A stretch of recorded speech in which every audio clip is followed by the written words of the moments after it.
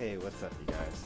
So today I'm just gonna quickly give a review on 1035, and then I'm gonna go into talk a little bit about my next upcoming theory. So just to let you know, I am in a bit of a rush because I'm gonna go see the new Spider-Man movie tonight, and I also wanted to release this new theory this weekend. However, I just keep on adding more and more stuff and revising things and all that. So I'll talk more about that later, but let's just get right in to talk about the chapter.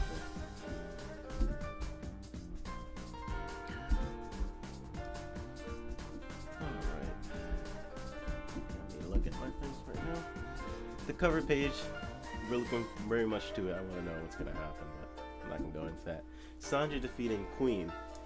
Now, this is a bit of a surprise in the manner he defeated him. I mean, I like it though, because I think Sanji was going to go either one way or the other.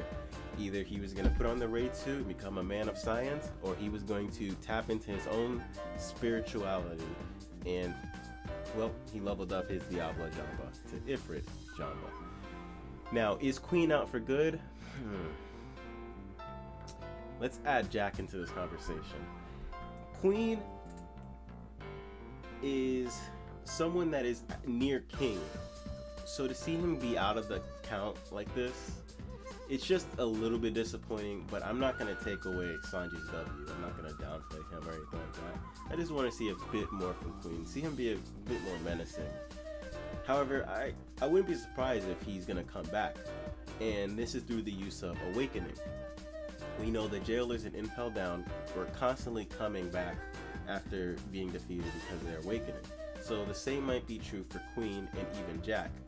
And I think all three of the All-Stars have awakening, but in different ways.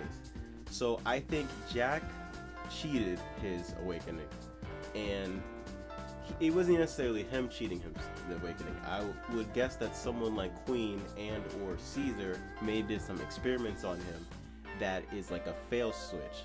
Should he ever need it, he could have something activate in him that triggers his awakening for him, so that he may not be at the level to learn how to do it himself. So it's possible that he could just have a cheat the awakening, but at the cost. Maybe he turns berserk like Monster Point pre-time skip. Now let's talk about Queen. What could that situation be like? Well, I would think Queen might have also cheated, because Queen does not seem like the type to really want to train his devil fruit that much. You know, he's cybernetic, like he's doing things through science. You know, basically antithesis of what we've seen from Sanji, which makes him the perfect opponent for Sanji. But I would think that maybe he developed some kind of rumble ball for himself that he could activate his awakening at a cost, but maybe not as big of a cost as Jack, where Jack goes berserk and loses control. Maybe he still has control, but it's just, you know, maybe it's limited, and maybe it'll have after effects if he uses his fake awakening, or maybe he'll have no effects and he just cheats scot-free with the rumble ball. Probably would stop at time limit, but. And then King, well, I would expect King to actually legit be awakened, like Katakuri. Just, he went through the training and all that, so let's move on from that topic. We're back to Zoro versus King, and we see King takes his mask off. Of course, Zoro cut part of his mask off, but if you see, King himself rips off the remaining part of his mask. So it's a bit different than with Katakuri. This entire fight really mirrors Katakuri versus Luffy. This scene specifically, because if you remember, Katakuri was seen without his mask by his own crewmates, and then he killed his crewmates. And in this very same situation, King is seen without his mask and kills those guys. However, I think it's different. I think Katakuri was embarrassed, but in this situation, trying to save face. But in this situation, King actually has like bounty, and a lot of Kaido's subordinates aren't people that actually swore loyalty to Kaido, but actually were conquered into submission. So their loyalty may not really be that ingrained, which actually kind of justifies why King would want to kill him. Oh, yes. Okay. So, Zoro says that I was right. When the flame's on his back, he can move a little faster. His defensive ability drops in response. Now, what have I been saying for the longest time, guys? I've been talking about Haki Chakra theory for a year plus. Understanding Haki series. And what I say is that there's 3 levels of armament. Root Chakra, this is perfect time, by the way. Sacral, which is water. And fire, which is the solar plexus. So those 3 are the levels of armament that Haki Master is trying to achieve, and some are probably be better at ones than the other. You know, someone might be better at observation with the heart chakra. That's probably Sanji. You know, he's a very caring and loving person. Someone like Doflamingo and Luffy are better with the throat chakra, or Conqueror's Haki.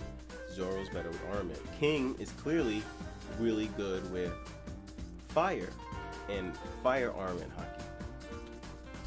So I think this chapter is like 90% their confirmation that fire is an armament ability. Why is it that when he loses his fire, his defense goes down? What is the correlation there?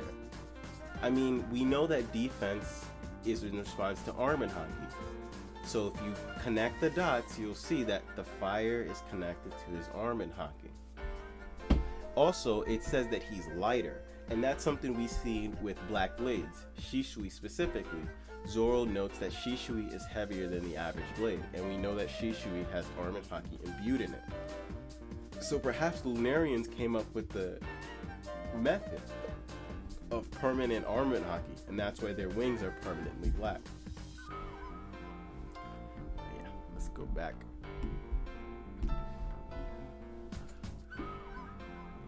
By the way, those Haki, the chakra things are on a loop, a constant loop. So the fact that it timed perfectly, thank you.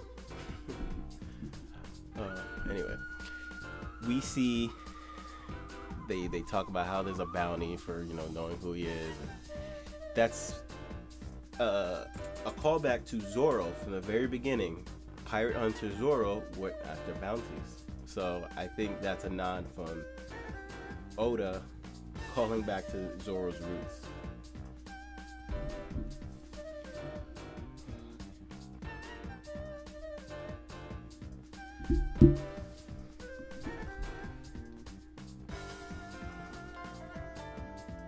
The King of Hell, 3-sword style.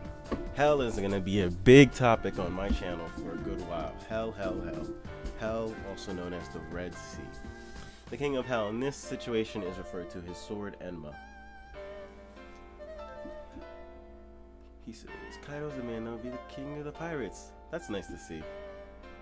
King being so loyal. You know, Straw Hat would say that about Luffy. King saying about Kaido. Because Kaido is King's Luffy. We see little King, and we see that King has always had black wings and fire on his back. Like, it's inherent. It's just all Lunarians are like that. And it just reminds me of fishermen, how fishermen are just so adapt to water. And fishermen karate, and you know, they literally have fish-like qualities, you know, the animals that live in the water. And I think it's because Lunarians live in the Red Sea, a place also known as Hell. And speaking of which, he uses Imperial Flaming Wings. And Zoro says that flame is like magma. In the scan translation, he says as hot as magma. In this one, he takes it a step further. He says the flame is like magma. It just is like magma. And that's just incredible. It's like saying the fire itself has hard qualities to it. And that goes with my armament Haki theory. I think King's abilities are excelling at both the root chakra, which is earth, and fire, which is armament. Put earth and fire together, what do you get? Well, according to Naruto, if you mix fire style with earth release, you get lava release. Because, I mean, it only makes sense. Fire is hot. If you make the earth or rock really hot, it turns into magma.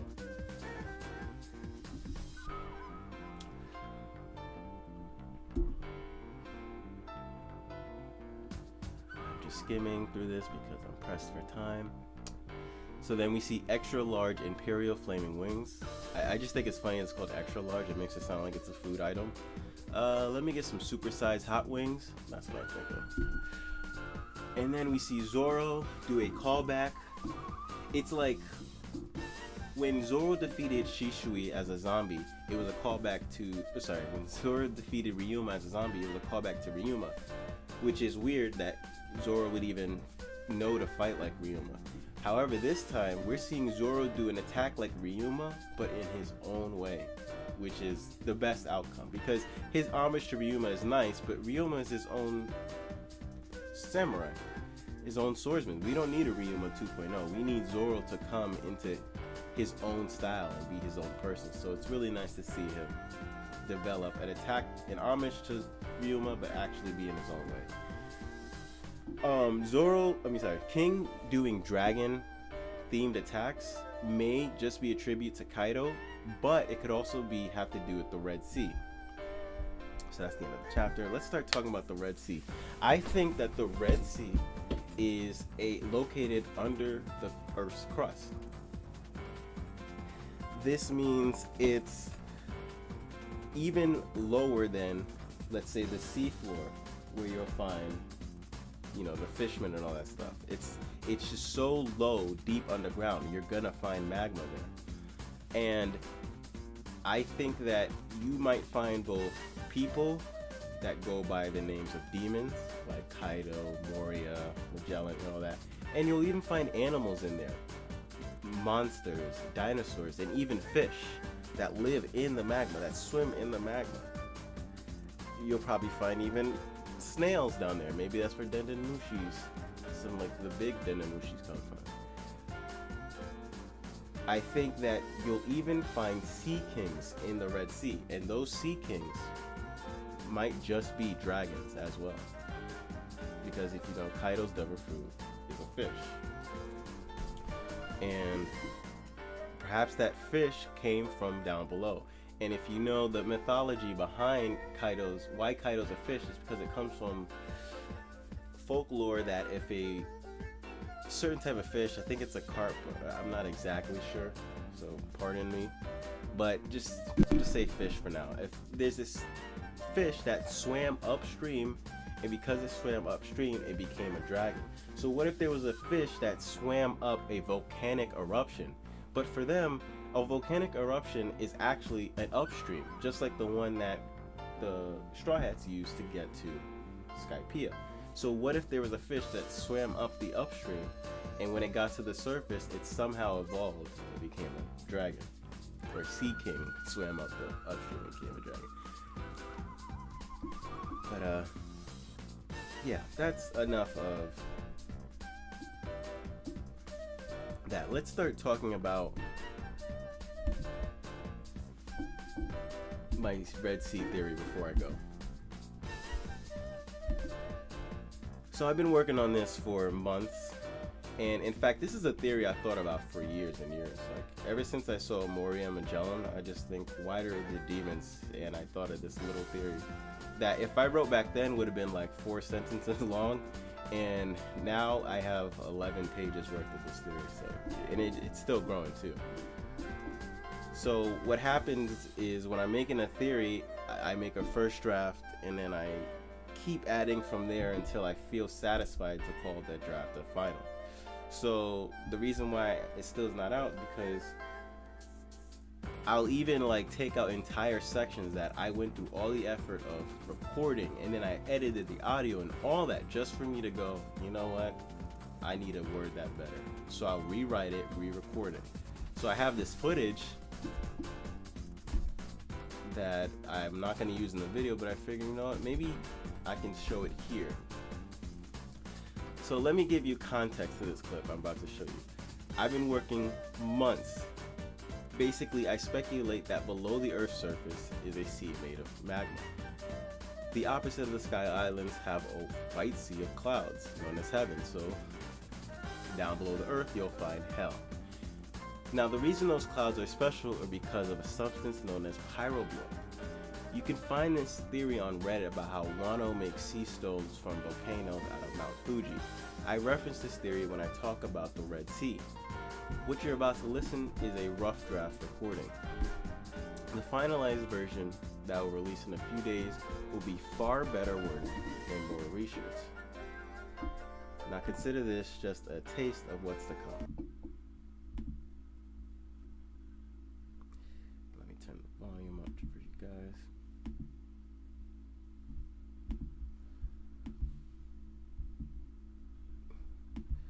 I decided to turn the background track. You just listen to me talk.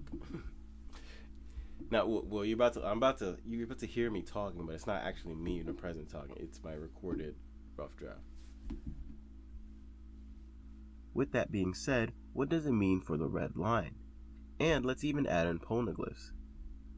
Is the red line in poneglyphs made out of sea stone? Maybe, but not certainly. I do think that sea stone, the red line, and some of the poneglyphs are made out of pyro water from the Red Sea. However, as I mentioned, I believe more goes into sea stones than pyro water turning into a solid.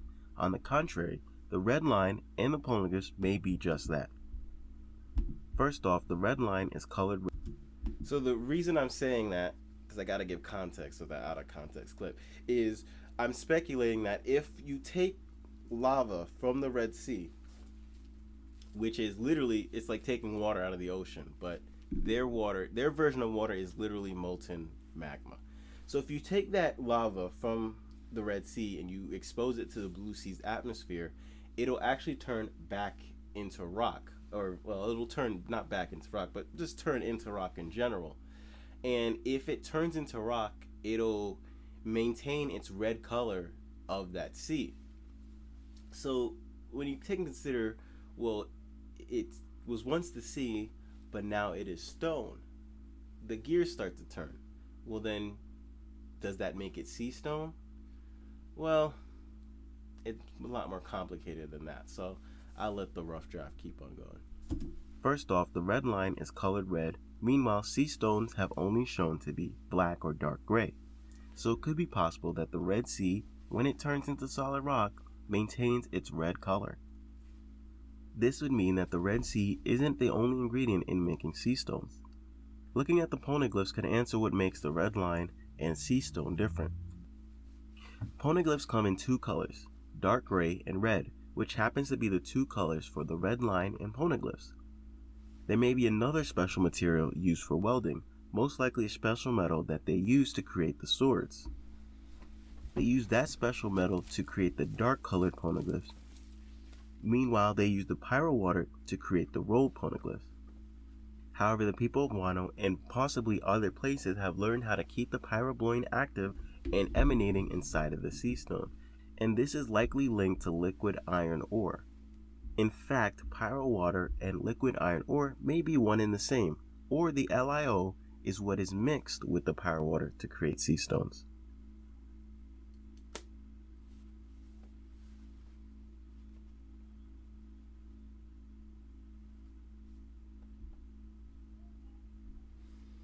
Okay, so that's the end of that recording. I apologize. Towards the end, it's kind of too late to apologize, but I realized the backtrack, that music was a little too loud. I'll make sure to take that into account. It's just because I was in a rush making this. I didn't even think to check that. But yeah, if you stuck around, thank you. And I really hope you watch my upcoming Red Sea theory that I am releasing soon. I've worked really hard on that. I think it's going to be a really good theory that actually solves a lot of mysteries, like where does Kaido's race come from, and where do sea stones come from? Why and how was the red line created, and all that stuff. So